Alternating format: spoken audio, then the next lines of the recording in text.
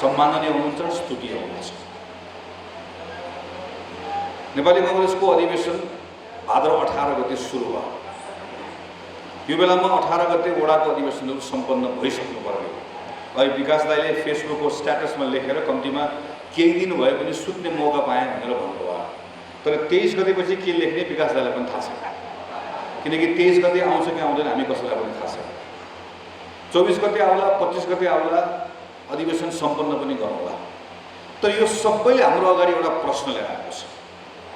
नेपाली कांग्रेसको विधानले के भन्छ? पार्टीको कोही पनि नयाँ सदस्य आउँछ भने उसलाई सदस्यता देऊ भन्छ, जसलाई हामी साधारण सदस्य भनेर भन्छौँ र नेपाली कांग्रेसको सदस्य भन्छौँ। त्यो सदस्यहरूमध्ये इच्छा भएको र केही मापदण्डहरू पुरा गरिसकेपछि उसलाई पार्टीको सक्रिय सदस्य हुने इच्छा छ भने सक्रिय सदस्य वा क्रियाशील सदस्य बनाऊ भनेर भन्छ। तर कहिलेसम्म बनाउन पाउँछौ भन्छ भने अधिवेशन सम्पन्न भएको 3 वर्षसम्म लगातार तिमी नयाँ सदस्य बनाउँदै जाऊ, क्रियाशील सदस्य बनाउँदै जाऊ। 4थो वर्ष अधिवेशन लागेपछि भने तिमीले यसलाई बन्द गर्नुपर्छ भन्छ। हाम्रो विधानले यही भन्छ। 4थो वर्षमा यो काम गर्न पाइँदैन भनेर भन्छ। तपाईहरुमध्ये थुप्रै नयाँ क्रियाशील सदस्यता प्राप्त गर्नुभएको साथी हुनुहुन्छ। तपाईहरुले फारम भर्नुभएको छ, क्रियाशील सदस्यको सूचीमा तपाईको नाम आउँछ कि आउँदैन तपाईलाई पनि थाहा छैन, मलाई पनि थाहा छैन। हाम्रो विधानले यस्तो गर्न मान्दैन, दिँदैन। तपाईले कतै भरेर पठाउने, कसैले तपाईलाई देला कि नदेला भनेर तपाईलाई कुर्नुपर्ने अवस्थाको उसले कल्पना गरेको छैन। तर हामी के गर्छौं? 3 वर्ष हामी काम गर्दै गर्दै हामी 4थो वर्ष मात्रै काम गर्छौं। यो सिन्धुपाल्चोकको तपाईको क्षेत्रको कुरा होइन, सिङ्गो देशभरि यही हो। र यो गल्ती कसले गर्छ? तलको साथीलाई दोष दिएर के पनि अर्थ छैन। यो गल्ती हामी गर्छौं, टुप्पोमा हुनेले गर्छ। पार्टी सभापतिले गर्नुहुन्छ, मैले गर्छु, केन्द्रीय समितिले गर्छ। 3 वर्ष हामी यो काम गर्दैनौँ। र म फेरि अहिलेको पार्टी सभापतिलाई मात्र भन्दिनँ, योभन्दा पहिला पनि हामीले यही गर्यौँ। पार्टीको विधानले जे भन्यो त्यो गरेर 4 वर्षभित्र अधिवेशन गर भनेर भन्छ हाम्रो विधानले। हामी कहिले पनि गर्दैनौँ। आपतकालीन अवस्थामा दिएको 1 वर्षको प्रयोग गर्छौँ। यो पटक त आपतकालीन अवस्थाको प्रयोग गरेर नभ्याएर संविधानले दिएको आपतकालीन अवस्था पनि सकिएर हामी यसो कहीँ टेकेर बल्ल बल्ल पार्टीको वैधानिकता संवैधानिकताको सङ्कटलाई जोगाउने अवस्थामा छौँ। पर्सि 23 गतेपछि सर्वोच्च अदालतमा कसैले कांग्रेसको संवैधानिकतामाथि वैधानिकतामाथि प्रश्न लिएर गयो भने अचम्म नमाने हुन्छ। हामी हाम्रो प्रतिरक्षा गर्न सामर्थ्य राख्छौँ। तर यो भन्ने नहुँदै गर्दा हामीले समीक्षा पनि गर्ने गर्छौँ। 4 वर्षभित्र अधिवेशन किन नगरेको? हाम्रो पार्टी अहिले के गरिरहेको छौँ? हामी माननीय रमेश लेखकको संयोजकत्वमा एउटा समिति बनाएर को क्रियाशील हो, को क्रियाशील होइन भनेर छानबिन गरिरहेका छौँ। हाम्रो विधानले के भन्छ? हाम्रो विधानले यस्तो छानबिन गर्ने अख्तियारी र जिम्मेवारी पार्टीको सभापति र महामन्त्रीलाई दिएको छ। यस्तो समिति बनाउने उसले कल्पनै गर्दैन, हामी बनाइदिन्छौँ। योभन्दा अघिल्लो पटक पनि बनायौँ। स्वदेश सभापतिजीको घरमा पार्टीको पदाधिकारी र पूर्व पदाधिकारीको बैठक बस्छ। अहिले पनि बसिरहेको छ। अहिले प्रकाश दाइ त्यही बैठकमा जानुभयो। मलाई चाहिँ अहिले पूर्णबहादुर खड्का महामन्त्रीजीले पार्टीको अर्को एउटा काममा बोलाउनु भएकोले मैले जान हतार गरेँ। तर प्रकाश दाइ त्यही बैठकमा जानुभयो। बैठक कहाँ हुन्छ? बैठक शेरबहादुर दाइको घरमा हुन्छ। हाम्रो पार्टीको विधानले त्यो पदाधिकारी पूर्व पदाधिकारी भन्नेलाई चिन्दै नचिनेको बैठकमा चिन्दै नचिनेको समितिले गर्नै नहुने क्रियाशीलको काम गरिरहेको छ र हामी गएको छौँ, महिनौदेखि गरिरहेका छौँ। यो फेरि एकजना कसैको दोष होइन, मैले भने हामी सबैको दोष हो। किनकि वर्षौँदेखि हामीलाई बानी लागेको छ, पार्टीको विधान उल्लङ्घन गर्ने बानी लागेको छ। हामी देशमा चाहिँ कानुनको शासन खोज्छौँ, संविधानको शासन भन्छौँ, तर पार्टीभित्र के गर्छौँ? पार्टीभित्र विधिको शासनको पक्षमा हामी उभिँदैनौँ, विधानको शासनको पक्षमा उभिँदैनौँ। हामी सबै कहीँ न कहीँ उसँग जोडियो। हाम्रो विधानले यति धेरै कुरा भन्छ, तपाईँको पार्टीको बैठक कति दिनमा राख्नुपर्छ भन्ने कुरादेखि लिएर एउटा क्रियाशील सदस्यले के गर्नुपर्छ सबै कुरा भन्छ। हामी विधान मान्दैनौँ। त्यसैले आज यो अधिवेशनको सङ्घारमा सिन्धुपाल्चोक जिल्ला जसले अझ बढी दुःख पाएको छ, विधानको उल्लङ्घनको कारणले गर्दा अझ बढी दुःख पाएको छ, सिन्धुपाल्चोकको साथीहरू अझै बढी पीडित हुनुभएको छ। तपाईँहरूको त मलाई यहाँ क्षेत्रीय सभापति हुनुहुन्छ, पार्टी सभापति हुनुहुन्छ, अरू आदरणीय नेताहरू हुनुहुन्छ, व्यक्तिगत रूपमा म तपाईँहरूको प्रशंसा यस कार्यक्रममै गर्छु कि म यो अहिलेकै बिचमा पनि पटक पटक तपाईँहरूको कार्यक्रममा आएको छु। भव्य रामचन्द्र पौडेलसँगै म 2टा कार्यक्रममा आएँ, मेलम्चीको कार्यक्रममा आएँ, सयौँ साथीहरूलाई पार्टी प्रवेश गराएको म आफै साक्षी बसेको छु, आफ्नो हातले प्रवेश गराएको छु। तपाईँहरूले गर्नुभएको मेहनत मैले देखेको छु, त्यसको आफ्नो एउटा पक्ष छ।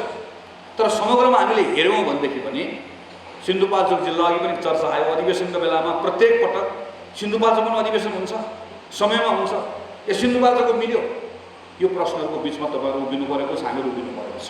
तपाईँहरूले अझ बढी भोग्नु भएको छ, तर समस्या अन्ततिर पनि छ। त्यसैले म सिन्धुपाल्चोकको तमाम साथीहरूलाई आग्रह गर्छु, यो अधिवेशनबाट जब नेपाली काङ्ग्रेसको नयाँ नेतृत्व आउँछ, ठुल्ठुलो कुरा होइन, सानसानो कुरा गरौँ, सानसानो काम गरौँ। के गर्ने भन्दा यो अधिवेशनबाट नेपाली काङ्ग्रेसले अधिवेशन सकिएको दिनबाट सङ्कल्प पनि गर्ने हो, कसम पनि खाने हो र पुरा पनि गर्ने हो कि देशमा संविधानको शासनको पक्षमा उभिने काङ्ग्रेसले आफ्नो पार्टीभित्र पनि विधिको शासन स्थापित गरेर छाड्छ।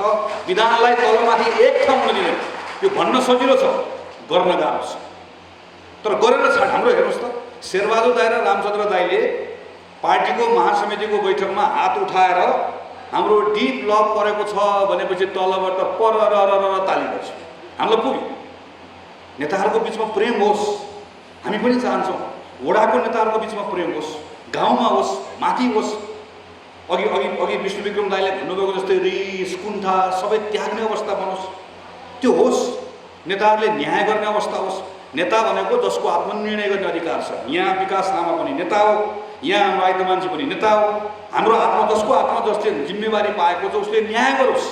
तर यो सबै कुरा गर्दै गर्दा के बिर्सनुहुन्न भने नेपाली काङ्ग्रेस भनेको 10 लाख सदस्य भएको, त्यो पनि क्रियाशील, 20 लाख पार्टीको साधारण सदस्य भएको, 40 लाख समर्थक शुभेच्छुक भएको, सयौँको सङ्ख्यामा जनप्रतिनिधि भएको, माथि प्रधानमन्त्रीदेखि लिएर प्रदेशसम्म जताततैको सरकारको जिम्मेवारी लिएको यत्रो ठुलो पार्टी विधानको अक्षर अक्षर पालना गर्ने गरिकन चलेन भने यो पार्टीले आफ्नो थिति बसाल्न सक्दैन। अहिले हामीले पाएको धेरै दुःखको कारण यही, धेरै दुःखको कारण यही।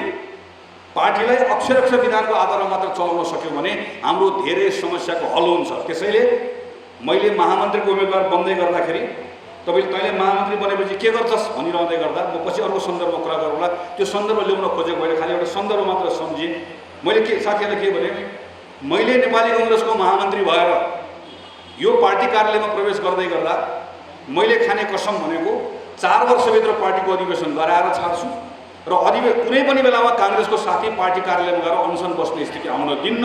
यति मात्र गर्न सक्यो भने पनि काम, यति मात्रै गर्न सक्यो भने आधाभन्दा बढी समस्याको हल। सानसानो कामहरूलाई ठिक गर्नुपर्ने अवस्था छ। हाम्रो पार्टीभित्रको व्यवस्थापन हामीले गर्न सकेनौँ भने, जसले आफ्नो पार्टीभित्रको व्यवस्थापन गर्न सक्दैन त्यसले म देशको व्यवस्थापन गर्छु, गाउँ बनाउँछु, नगर बनाउँछु, प्रदेश बनाउँछु, सबै बनाउँछु भनेर कसैले पत्याउँदैन। एउटा पक्ष यो। तर अधिवेशनसँग जोडेको अर्को पक्ष पनि छ जसको बारेमा आज तपाईँहरूले विषयमा उठाउनु भएको छ। 2006 सालमा जतिखेर नेपाली काङ्ग्रेस पार्टी 2टा पार्टी मिलेर बन्यो, 6 सालमा नेपाली काङ्ग्रेस पार्टी बन्दै गर्दाखेरि त्यो बेलामा कोही साथीहरू भारतमा हुनुहुन्थ्यो, कोही साथीहरू नेपालभित्र हुनुहुन्थ्यो, कुन उमेरको साथीहरू हुनुहुन्थ्यो, 18 वर्ष, 20 वर्ष, 22 वर्ष। हाम्रो पार्टीको संस्थापक नेताहरू कुन उमेरको हुनुहुन्थ्यो, 30 वर्ष, 32 वर्ष। 2006 सालमा पार्टी बन्दै गर्दाखेरि त्यो बेलाको आन्दोलन 7 सालमा गर्न सफल हुन्छ भन्ने थियो कसैलाई? थिएन। कति वर्ष लड्नुपर्छ कसैलाई थाहा थियो? थाहा थिएन। परिवार छोड्यो, सम्पत्ति छोड्यो, सम्भावना छोड्यो, सबै कुरा छोड्यो, सबै कुरा त्याग्यो। यत्रो पार्टी कार्यालय थियो, के पनि थिएन। पार्टीको अवस्था कस्तो थियो? 2टा पार्टी मिलेर सुवर्ण शमशेर र बिपी कोइरालाले बसेर पार्टी नयाँ बनाइसकेपछि नाम नेपाली काङ्ग्रेस राखिसके पछाडि जब झन्डाको चयन गर्दै गर्दा अहिलेको 4 तारे झन्डा होइन, अर्को झन्डा तय गरेको। तर यो 4 तारे झन्डा किन प्रयोगमा लिएर आएको भने यो झन्डा छापिसकेको थियो। अर्को झन्डा छाप्न पैसा नभएकोले यो झन्डा खेर जान्छ भनेर 4 तारे झन्डा प्रयोगमा ल्याएको। पैसा पनि थिएन। अहिले विकास दाइले हाम्रो अधिवेशनमा लाग्ने खर्चको कुरा गर्नु, हामीसँग पैसा पनि थिएन, पार्टीको कुनै जिल्ला कमिटी पनि थिएन। हाम्रो सबैतिर हाम्रो साथीहरू एकअर्कासँग जोडेर बनेको सानो एउटा समूह जस्तो थियो। तर 2006 सालमा 18, 20, 22, 25, 30 वर्षको केटाकेटीहरूले बनाएको नेपाली कांग्रेस पार्टी मधेसको, पहाडको, हिमालको, जनै लाउने जनै नलाउने, कर्णालीको, काठमाडौँको सबैतिर सबै जात भाषा लिङ्ग सबै जात जातिका मानिसहरूलाई सबैलाई जुरुक्क नेपाली कांग्रेसले उठायो, एकैपटक बोक्यो। नेपाली कांग्रेससँग आबद्ध हुने कुरा मात्रैले म कांग्रेस हुँ भन्ने कुराले मात्रै, जय नेपाल भन्ने कुराले मात्रै, म कांग्रेससँग जोडिएको छु, मेरो बा कांग्रेस हो भन्ने कुराले मात्रै, मेरो भाइ दाइ कांग्रेस हो भन्ने कुराले मात्र पुग्ने अवस्था थियो। 2006 सालमा जतिखेर प्रधानमन्त्री को बन्ला, मन्त्री बन्न पाइएला, सांसद बन्न पाइएला, गाउँपालिका पाइएला, वडा पाइएला, के पनि थिएन। अहिले हामी पर्सि अधिवेशनमा जान्छौँ, अधिवेशनमा प्रतिस्पर्धा गर्छौँ, म यो जिम्मेवारी लिन्छु, त्यो जिम्मेवारी लिन्छु, त्यो बेलामा पनि प्रतिस्पर्धा थियो। तर त्यो बेलाको प्रतिस्पर्धा को पहिला मैदानमा जाने, गोली कसैले हान्यो भने छाती कसले पहिला थाप्ने भन्ने प्रतिस्पर्धा छ। त्यो बाटोबाट आएको कांग्रेस हो। यो अधिवेशन पछाडि खास गरी नौजवान साथीहरूलाई मेरो अपिल हो, मेरो आह्वान हो, तपाईँ हामी मिलेर यस्तो कांग्रेस बनाउनु पर्दछ। कांग्रेस नयाँ बनाउने हो तर त्यो पुरानो दिनलाई सम्झेर बनाउने हो। 2006 सालको जस्तो कांग्रेस बनाउने हो जतिखेर एउटा युवक, एउटा नौजवान कांग्रेस हो भन्ने कुराले मात्र पुगोस् न, त्यतिले सकियोस्। एउटा बेला थियो पूर्वको लिम्बुवानमा पहिलो पटक जनै लाउने र जनै नलाउनेले एउटै मेसमा बसेर खाना खाए। मध्य पहाडमा गएर जनै लाउने पण्डितले, ब्राह्मणले पनि हलो बोकेर खेत जोत्न गए। तमसुक जाति हो सुदूरपश्चिममा, जिसका जोत उसका पोत नारा लाग्यो मधेसमा। सम्झने हो यसलाई, स्मरण गर्ने हो यसलाई। तर यसको आधारमा नेपाली कांग्रेसले आजको दिनमा उभिएर भन्ने हो, एउटा बेला थियो कि नेपालमा कुनै पनि सामाजिक आन्दोलन, कुनै अहिले शिवजीले कुरा गर्नुभयो, कुनै एउटा दलित युवकले मञ्चमा उभिएर नेपालको दलित आन्दोलनको इतिहासको बारेमा चर्चा गर्यो भने त्यसको अग्रणी राजनीतिक संस्था नेपाली कांग्रेस हो भनेर छुटाउनै सक्दैन। कम्युनिस्ट पार्टीलाई भोट हाल्ने दलितले पनि यो चर्चा नगरिकन पाउँदैन। कम्युनिस्ट पार्टीलाई भोट हाल्ने कुनै पनि एउटा सुकुम्बासीले नेपालमा भूमिको आन्दोलनको चर्चा गर्दै गर्दा नेपाली कांग्रेसको चर्चा नगरिकन सक्दैन। कम्युनिस्ट पार्टीमा भोट हाल्ने महिलाले पनि नेपालको महिला आन्दोलनको चर्चा गरिरहँदै गर्दा नेपाली कांग्रेसले सुरु गरेको नभनिकन, मङ्गलादेवीको नाम नलिकन सक्दैन। नेपालको प्रत्येक सामाजिक आन्दोलनको अग्रणी संस्था हो कांग्रेस। आज थपडी बजाएर कांग्रेस बस्न मिल्छ? कुनै पनि विषयमा मिल्दैन। समय बदलियो, परिवेश बदलियो, मुद्दाहरू त आएका छन्। समाजमा अहिले पनि बगरेलका यस्ता मुद्दाहरू छन्। ती तमाम मुद्दालाई बोक्ने काम कसको? कांग्रेसको। 9 लाख क्रियाशील सदस्य भएको पार्टी, करिब 10 लाख हामीहरू छौँ, अझ अर्को 10औं लाख मानिसहरू छन् कांग्रेस बन्न चाहने मानिसहरू। यत्रो ठुलो संरचना छ, लाखौं मान्छेहरू। ल हेर्नुहोस् त, अस्ति 18 गते एकै दिन हामीले गर्न सकेनौँ विभिन्न कारणले गर्दा। होइन भने पर्सि पालिकाको अधिवेशन ल मान्नुहोस् एकछिनलाई, ल एकै दिन गर्ने हो र हाम्रो विधानमा व्यवस्था भएअनुसार क्रियाशील सदस्यले पालिकामा भोट हाल्ने हो भने एकै दिन कांग्रेसको एउटा परिपत्रबाट 10 लाख मान्छे एकै दिन फरक बुथमा निस्केर भोट हाल्छ। एउटा परिपत्रबाट यति गते निस्कने, सक्यो। यत्रो ताकत भएको नेपाली कांग्रेस पार्टीको यो ताकत समाजभित्रका यी तमाम मुद्दाहरूमा यसको अग्रणी संस्थाको रूपमा कांग्रेसले आफूलाई लिएर जान सक्नुपर्छ। अस्ति मैले प्रधानमन्त्रीलाई भेटेको बेलामा भने, हाम्रो सभापतिजीलाई, शेरबहादुर दाइ 17-18 महिना तपाईँको नेतृत्वमा सरकार चलाउन पाउनु भएको छ। यो समय धेरै होइन, जम्मा 17-18 महिना, त्यो पनि मिलिजुली सरकार। तर एकछिन अर्को तरिकाले सोच्नुभयो भने यो समय यथेष्ट हो। जननायक बीपी कोइराला, जसको नेतृत्वमा नेपाली कांग्रेसले पहिलो पटक जननिर्वाचित सरकार बनायो 2015 सालमा, कति महिनाको सरकार थियो? त्यही 18-19 महिनाको सरकार होइन। 18-19 महिना बीपी कोइरालाको नेतृत्वमा सरकार बनेको कुरालाई र त्यो बेलामा गरेको कामलाई अहिले बताऊ भनेर भन्यो भने मञ्चमा उभिएको हामी सबले बताउन सक्छौँ।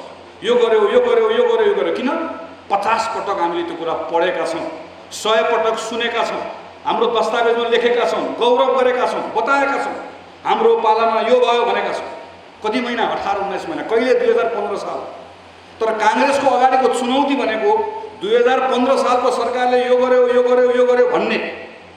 तर 2078 सालको सरकारले गरेको कुराको चाहिँ हामीले यो गर्यौँ यो गरेर आएको काङ्ग्रेसले अब यो गर्यो भन्न पाइयो भने पो जनताको बिचमा छाती ठोकेर जान पाइन्छ। 15 सालमा चाहिँ यो गर्यो भन्ने अनि अहिले मौका पाएको बेलामा गर्न चुक्यौँ भने चाहिँ जनताको बिचमा जाने ढोका हामीलाई बन्द हुन्छ। हाम्रो अगाडिको अर्को ठुलो चुनौती भनेको यो सरकारमा पटक पटक पुगेका छौँ, पुग्दै गर्दा जिम्मेवारी सही ढङ्गले सम्पादन गर्न सकेका छैनौँ। हामी अहिले पनि पूर्व प्रधानमन्त्री केपी ओलीको सनकको कारणले गर्दा संसद भङ्ग भइसकेपछि आएको एउटा अनपेक्षित एउटा खालको अवस्थामा अप्रत्याशित एउटा अवस्थामा हामीले सरकार निर्माण गर्ने मौका पायौँ। 17-18 महिना 15-16 महिना सरकार चलाउने मौका हामीले पाउँछौँ, हामीले पाइरहेका छौँ। यो पटक चुक्ने सुविधा हामीलाई छैन, एक ठाउँ पनि चुक्न हामी पाउँदैन। सरकार गठन गर्न हामीले महिनौँ लगाएका छौँ। सरकार गठन गर्न महिनौँ लगाउँदै गर्दा किन लगायो भन्ने प्रश्नको उत्तर दिन सकिएला। यो पर्यो भनेर गनगन गर्न सकिएला, तर त्यो सुविधा हामीले पाउँदैन। हिजो प्रधानमन्त्री ओलीले 3 वर्ष सरकार चलाउँदै गर्दा जुन विषयमा प्रश्न उठाएका छौँ त्यो प्रश्नका बारेमा सबैभन्दा बढी संवेदनशील हामी बन्नुपर्छ। हिजो हामीले सडकमा तारदाई यही हुन्छ, कतिपय कुराहरू तारदाईकै नेतृत्वमा पनि हामीले गर्यौँ। हिजो यो सरकारले सामाजिक सञ्जालमा लेख्न नपाइने फासिस्ट कानुन बनाउँछु भन्दै गर्दा सबैभन्दा पहिला सडकमा हामी गएर भन्यौँ हाम्रो मुख थुन्ने कसले? अनि आज हाम्रो सरकारको तर्फबाट फलानु देशको प्रधानमन्त्रीको बारेमा फलानु विषयको बारेमा तिमीले बोल्न पाउँदैनौ, तिमीले आफ्नो विचार राख्न पाउँदैनौ भनेर भन्यो भने त्यो बेलामा थप्पडी बजाएर बस्ने होइन, त्यो बेलामा सरकारलाई हामी आफैले खबरदार भन्नुपर्ने हुन्छ। किनकि भोलि हामीले उज्यालो काङ्ग्रेस, दाग नलागेको काङ्ग्रेस बोकेर जनताको बिचमा लिएर जानुपर्नेछ। आजको हाम्रो अगाडिको चुनौती यो पनि हामीले यो बेलामा हो हामी हाम्रो आफ्नो हाम्रो नेतृत्वमा सरकार हुँदै गर्दा यसको अप्ठ्यारालाई हामीले बुझ्नुपर्छ, बुझि पनि रहेका छौँ। भारत, चीन र संयुक्त राज्य अमेरिका जस्तो महाशक्ति राष्ट्रहरूको आफ्ना बिचको सङ्घर्ष पनि छ, उनीहरूको हामीसँगका केही दबावहरू पनि छन्, केही प्रभाव हाम्रो पनि केही सीमाहरू छन्, बाध्यताहरू छन्। यो बिचमा परिपक्व ढङ्गबाट हाम्रो सरकार चलोस् भन्ने हाम्रो चाहना र पूर्व प्रधानमन्त्री केपी शर्मा ओली जस्तो गैर जिम्मेवार नेता बाहिर सडकमा छ, जसको अहङ्कारको मूल्य हामीले यत्रो चुकाइसक्यौँ। कुनै बेला म सम्झन्छु त्यत्रो दिनसम्म प्रधानमन्त्री केपी शर्मा ओली पहिला बालकोटबाट कतिपटक सिंहदरबार आउनुभयो होला, पहिला सांसद हुँदै गर्दा उहाँले कहिले पनि बालकोटबाट सिंहदरबारतिर आउँदै गर्दाखेरि दाहिनेपट्टि पशुपतिनाथ पर्छ भन्ने मलाई कहिले पनि थाहा भएन। कहिले पनि पशुपतिनाथतिर पुगेर उहाँले ढोग्नु भएन, त्यहाँ बौद्ध स्तूपा छ भन्ने पनि कहिले थाहा पाउनु भएन। तर त्यही पशुपतिनाथ, त्यही राम मन्दिर, त्यही बौद्ध स्तूपा व्यक्ति केपी ओलीको लागि वा नेपाल कम्युनिस्ट पार्टीको नेता केपी ओलीको लागि यदि त्यसले दुईटा मान्छेलाई उत्तेजनामा ल्याउन सकिन्छ, 4वटा मत बनाउन सकिन्छ र 4वटा मत बिगार्न सकिन्छ भने उनी पशुपतिको ढोका दिनमा 5 चोटि पुग्न पनि तयार हुन्छ। यिनी बौद्धको स्तूपमा गएर 5 पटक ढोग्न पनि तयार हुन्छ। काङ्ग्रेसको नेताले हेक्का राख्नुपर्छ, हामीसँग कस्तो ढोगी प्रतिपक्ष छ भन्ने कुरा हामीले चिन्न सक्नुपर्छ, हामीले थाहा पाउन सक्नु। त्यस कारणले गर्दा पनि हामी बढी सचेत हुनुपर्नेछ, हामी बढी संवेदनशील हुनुपर्नेछ। कुनै मुद्दा बाँकी राख्दैनन्, जातको मुद्दा, धर्मको मुद्दा, देशभक्तिको मुद्दा, कुनै पनि मुद्दा बाँकी राख्दैन। एक ठाउँ पनि हामीले चुक्यौँ भने इमान्दार भएर होइन, बेइमानहरूले एउटा मुद्दा बाँकी राख्दैन। त्यस कारणले गर्दा पनि गल्ती गर्ने छुट हामीलाई छैन, त्यस कारणले गर्दा गल्ती गर्ने छुट हामीलाई छैन। जयसिंह धामीको दार्चुलाको घटनामा होला वा काठमाडौँको सडकमा बोल्न पाउने नपाउने कुराहरूमा होला, एकपछि अर्को गलत निर्णयहरू भएका छन्। यी निर्णयहरू गलत हुन्, यस्तो गलत निर्णय गर्ने अधिकार, यो गलत निर्णय गर्ने काम नेपाली काङ्ग्रेसको नेतृत्वको सरकारले गर्न हुँदैन भन्ने कुरा हामीले निरन्तर झक्झगाइराख्नुपर्छ। किनकि यो 12, 15, 17 महिना सही ढङ्गले काम गरेर सम्हालेर ठिक ढङ्गले लिएर गएर अनि देशलाई चुनावमा लिएर गएर स्थानीय चुनाव, अघि वंशलाल दाइले कुरा गर्नुभयो, स्थानीय सरकारको महत्त्वको बारेमा चर्चा गर्नुभयो, प्रदेशको चुनाव, आम चुनाव, यी सबै कुराहरूमा विजय प्राप्त गर्नुपर्ने हाम्रो अगाडिको मुद्दा छ। यो कुरा अधिवेशनसँग जोडिएको छ। हामी अहिले मङ्सिरमा अधिवेशन गर्छौँ, भदौमा यो अधिवेशन गर्छौँ, असोजमा क्षेत्रीय कमिटी आउँछ, जिल्ला कमिटी आउँछ, मङ्सिरमा केन्द्रीय कमिटी आउँछ। कति वर्ष लाउँछ? जम्मा 4 वर्ष लाउँछ। 4 वर्ष नेपालमा के हुन्छ? पहिलो वर्ष गठबन्धन सरकार चलेको हुन्छ। गठबन्धन सरकारले अघि मैले भनेको यही विषय र प्रसङ्गको सेरोफेरोमा काम गर्छ। हामीले राम्रोसँग काम गरेर पहिलो वर्ष बिताउनुपर्छ। अर्को वर्षको वैशाखमा त स्थानीय चुनाव आइसक्यो। अब वर्षको वैशाख र जेठमा चुनाव आयो। वैशाख र जेठमा स्थानीय चुनाव भएपछि मङ्सिरमा प्रदेशको चुनाव र आम चुनाव हुन्छ। त्यो प्रदेशको चुनाव र आम चुनाव काङ्ग्रेसको बुई पनि काङ्ग्रेसले कसैलाई चढ्न दिँदैन, काङ्ग्रेस पनि कसैको हात लाग्दैन। आफ्नो ताकत र बलमा देशभरि आफ्नो ताकत र बलमा नेपाली काङ्ग्रेसले शानदार ढङ्गले ठुलो पार्टी होइन, एकल आफ्नो बहुमतको आधारमा म सरकार केन्द्रमा पनि बनाउँछु, म प्रदेशमा पनि बनाउँछु, स्थानीय सरकार पनि जित्छु भन्ने आत्मविश्वास पनि काङ्ग्रेसले राख्नुपर्छ, सङ्गठन पनि बनाउनुपर्छ, जनताको भरोसा पनि जित्नुपर्छ। यो काम कहिले गर्ने हो? यही 1 वर्षमा गर्ने होइन। यो काङ्ग्रेसको नेतृत्व वडादेखि माथिसम्म आउने नेतृत्व, चाहे वडा सभापति हो, चाहे क्षेत्रीय सभापति, चाहे जिल्ला सभापति, चाहे केन्द्रको सभापति, महामन्त्री, जे भन्नुहोस्, मङ्सिरमा आइसकेपछि काउन्टडाउन सुरु हो। 1 वर्षभित्रमा चुनाव आउँछ, 6 महिनाभित्रमा स्थानीय चुनाव आउँछ, 1 वर्षभित्रमा आम चुनाव आउँछ। त्यो चुनावमा मत हाल्न मन लाग्ने काङ्ग्रेस 48 साल सम्झनुहोस् त। नवयुवक साथीहरू यहाँ हुनुहुन्छ। 48 सालको बेलामा त हामी त भर्खर, मैले त मत हाल्न पनि मेरो उमेर पुगेको थिएन। तर त्यो बेलामा हामी नेपाल विद्यार्थी सङ्घमा नअटेर हामीलाई बाल काङ्ग्रेस बनाएको थियो। नेपाल विद्यार्थी सङ्घमा युवकहरू धेर भयो भनेपछि के गर्ने भन्दा बाल काङ्ग्रेस बनाउने भनेर बाल काङ्ग्रेस बनाएर हामी पोस्टर टाल्दै हिँड्छौँ। तर 48 साल म सम्झन्छु, 48 सालमा भर्खर पहिलोचोटि मतदान गर्न पाएका 18 वर्ष 20 वर्षका केटाकेटीहरू तछाड मछाड गरेर काङ्ग्रेसमा मत हाल्यो। कोही सदस्यता काट्न पुगेको थिएन त्यहाँ। प्रायः त उम्मेदवारले अहिलेको जस्तो फेसबुक, सोसियल मिडिया केही थिएन, फोन थिएन, माइकिङ हुन्थ्यो। हाम्रो प्रकाश दाई उम्मेदवार हुन्थ्यो, पछि म सम्झन्छु, हाम्रो क्षेत्र हाम्रो शान, काङ्ग्रेस रुख र प्रकाशमान भन्ने नारा लाउँदै हिँड्थ्यो। पहिलोपल्ट दमनना ढुङ्गाना चुनाव लड्नु भयो। हामी यसो हामीलाई दिनभरि घुमिसके पछाडि कहिलेकाहीँ पार्टीको नेताहरूले अत्यन्त माया गर्नुभयो भने हाफ प्लेट मोमो हामीले पाउँछ। आधा प्लेट मोमो खायो, पानी खायो, दौड्यो, माइकिङ गर्यो, पोस्टर टाल्यो, गऱ्यो, बुढाबुढी थियौँ हामी। भोट हाल्न मान्छे लाइन लगाएर शानदार ढङ्गले चुनाव जित्यो। किन? अघि मैले भने 6 सालको क्रान्तिकारी काङ्ग्रेस, 15 सालको त्यो प्रगतिशील चेत भएको काङ्ग्रेस, सिङ्गो देशको आन्दोलनको नेतृत्व गरेको काङ्ग्रेसलाई मत हाल्नका निम्ति आतुर भएको युवाहरूको, नौजवानहरूको, मतदाताको पङ्क्ति थियो। अस्तिको चुनाव हामीले हेऱ्यौँ। अब फेरि 79 सालमा हुने चुनावमा 48 सालको चुनावमा नेपाली काङ्ग्रेसले आफ्नो जीवनमा सबैभन्दा बढी मत प्रतिशत प्राप्त गरेको बेला हो। अब 1 वर्षपछिको चुनावमा त्यही ठाउँमा काङ्ग्रेसलाई पुर्याउनु पर्नेछ। पुर्याउन सकिन्छ। हामीसँग गौरवशाली इतिहास, यत्रो ठुलो पार्टी सङ्गठन छ, यत्रो धेरै पार्टीभित्र प्रतिबद्ध साथीहरू हुनुहुन्छ, गाउँ गाउँमा हुनुहुन्छ। म 75 जिल्लाको गाउँ पुगेर आएको छु। मैले त्यो 75 जिल्लाको 2टा जिल्ला जान बाँकी छ नेपालमा, त्यो पनि गाउँ तपाईँहरूको सिन्धुपाल्चोक मात्र पनि दर्जनौँ गाउँ पुगेको छु, जिल्लाको सदरमुकाम मात्र होइन। गाउँको वडाको पार्टीको साथीहरूको कार्यक्रम गरेर आएको छु र त्यो गाउँमा गएर आउँदै गर्दा त्यहाँ देखेर आएको छु, तपाईँहरूको साथीहरू भेटेर आएको छु, निरन्तर भेटिरहेको छु। कतिजना मान्छेले मौका पाउँछ, 2, 4, 5 जनाले मौका पाउँछ, तर मौका नपाउने हजारौँ साथीहरू हुनुहुन्छ। अहिले तपाईँहरू म यहाँ कुराकानी गर्दै गर्दा दूर दराजको गाउँमा कोही मान्छे कुन गाउँमा यो बेलामा नेपाली काङ्ग्रेसको पक्षमा काहीँ काम गरिरहेको होला, काहीँ बोलिरहेको छ, 2 जना मान्छेको पक्षमा वकालत गरिरहेको छ। त्यो मान्छेहरूले बचाएको पार्टी होइन। ती सबै मानिसहरूप्रति न्याय गर्नुपर्नेछ। ती प्रत्येक मानिसहरू एउटा सही निर्णय गर्दै गर्दा तिनीहरू छाती ठोकेर उनीहरू देशभरि गाउँभरि गएर पार्टीको पक्षमा बोल्न सक्छन्। एउटा गलत निर्णय हामीले गर्दै गर्दा तिनको शिर निहुरन्छ। उनीहरू पार्टीमा लागेको आफ्नो भान्सा चलोस् राम्रोसँग भनेर होइन, तपाईँहरू पनि होइन, कोही पनि होइन। पार्टीमा कोही एउटा मान्छे लागेको मेरो पार्टीप्रतिको मेरो समर्पणले पार्टीलाई बलियो बनाउँछ, पार्टी बलियो हुँदै गर्दा यो देश र देशवासीको पक्षमा काम गर्छ भनेर भने त्यो काम गर्ने ठाउँमा पुर्याउनु पर्नेछ।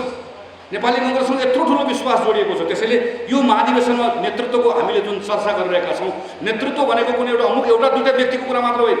वडादेखि माथिसम्म, माथिदेखि तलसम्म शक्ति र म तपाईँ आम साथीहरूलाई आह्वान गर्न चाहन्छु। नेपाली काङ्ग्रेसको इतिहासमा एउटा महत्त्वपूर्ण समय अहिले आएको छ।